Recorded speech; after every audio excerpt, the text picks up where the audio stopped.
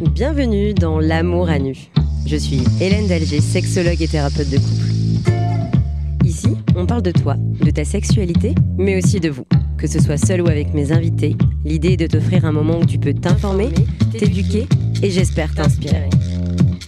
Alors, installe-toi confortablement et dis-moi, et toi, qu'est-ce que tu ressens ?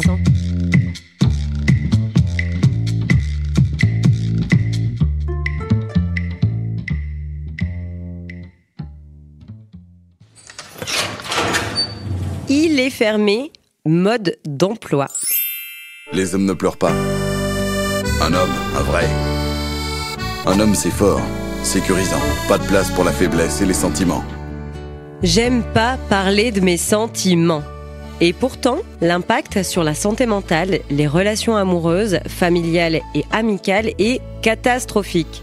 Et c'est pour ça qu'aujourd'hui, tu découvriras dans cet épisode pourquoi certains hommes préfèrent-ils se taire plutôt que d'exprimer leurs émotions et comment la société a façonné cette fermeture émotionnelle. Et je finirai par te donner quelques pistes pour repérer votre langage amoureux afin de vous trouver sur le même chemin.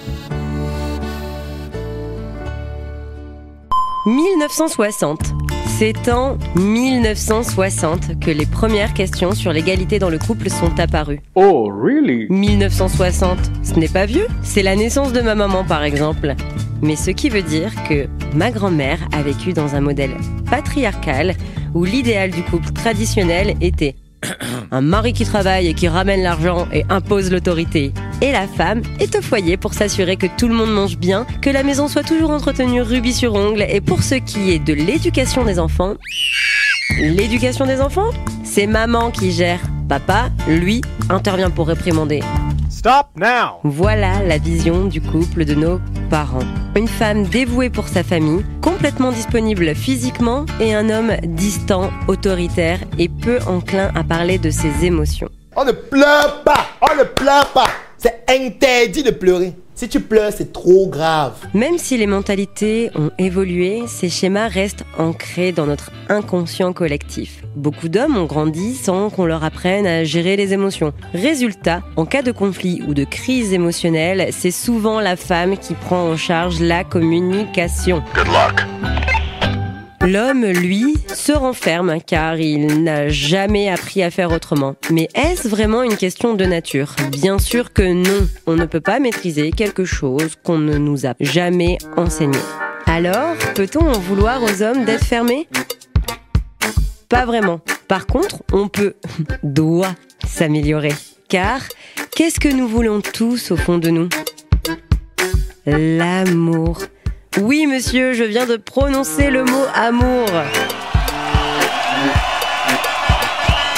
Et si on apprenait ensemble à le vivre autrement ? Bien sûr qu'aujourd'hui, le modèle du couple occidental oscille entre tradition et modernité, avec des avancées réelles, mais certaines inégalités persistent, et en particulier sur le plan émotionnel. Mais comment trouver cette petite clé, tu sais, celle qui pourrait te sortir du schéma ? Mais non, mais tu fais jamais attention à rien. Moi, je te casse les pieds. Ouais, je sais pas. Ah non, mais par contre, monsieur est pas capable de se remettre en question, c'est moi, en plus, c'est de ma faute. J'ai pas envie de parler là. Oui, mais je ne comprends pas pourquoi tu n'as jamais envie de me parler. Essaye plutôt de comprendre ce qui se passe pour lui en ce moment, et pas de comprendre pourquoi il n'agit pas comme tu le voudrais. De quoi as-tu besoin ? Et de quoi a-t-il besoin ? Être en couple, c'est avancer vers l'autre. Être en couple, c'est se montrer vulnérable. Oui, mais il ne le fait pas. Et toi, est-ce que tu le fais ?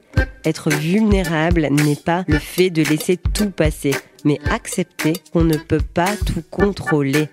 Et non, ce n'est pas toujours de sa faute. Comment fait-on pour être vulnérable ? On dit ce qu'on l'on ressent. En fait, quand tu me parles pas, j'ai l'impression de ne pas être importante ou pire, de ne pas être aimée. Ce qui me ferait plaisir, c'est de me sentir connectée à toi, car en fait, tu me manques. Et observez le pouvoir de la communication non violente. Vous allez voir, c'est incroyable. Quand tu fais des reproches répétés, ce que tu cherches au fond, c'est d'être rassuré. d'obtenir une preuve d'amour. Mais ce que ton partenaire entend, lui, c'est qu'il n'est pas à la hauteur, qu'il n'est pas capable de te rendre heureuse. Et face à ça, son instinct de protection s'active. Il se referme comme il l'a peut-être toujours vu autour de lui, parce que dans son schéma, un homme, ça garde le contrôle, ça encaisse et ça se tait. Et comment faire pour se sentir aimé face à un mur ? Observer. Je ne sais pas si tu as déjà entendu parler des 5 langages de l'amour. Selon Gary Chapman, il existe 5 principales façons d'exprimer et de recevoir l'amour. On a les paroles valorisantes, un je t'aime, un compliment, un mot doux. Certaines personnes ont besoin d'entendre l'amour pour le ressentir. Les moments de qualité, passer du temps ensemble sans distraction, juste à 2. Ce n'est pas la quantité qui compte, mais la qualité du moment partagé. Un repas, une balade, un bain partagé, que sais-je, mais passer du temps ensemble. Les cadeaux, pas besoin d'un bijou hors de prix. Un petit geste, une attention, choisie avec soin, un post-it sur le frigo, ça fait toujours plaisir ça. Les services rendus, faire un café le matin, aider aux tâches ménagères, organiser une surprise.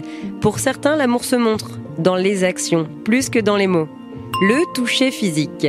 Câlin, baiser, caresse. Pour ces genres de personnes, le contact physique est essentiel pour se sentir aimé. Si ton partenaire passe son après-midi dans le jardin à tondre la pelouse, c'est peut-être qu'il est en train de se dire « Mais attends, je vais lui rendre service pour qu'elle aille bronzer tout l'été. » C'est une preuve d'amour. Alors, observe. Et toi, quel est ton langage de l'amour ? J'espère que cet épisode de l'Amour à nu vous a plu et on se retrouve très vite. En attendant, n'oublie pas de penser à « Et toi, qu'est-ce que tu ressens ?»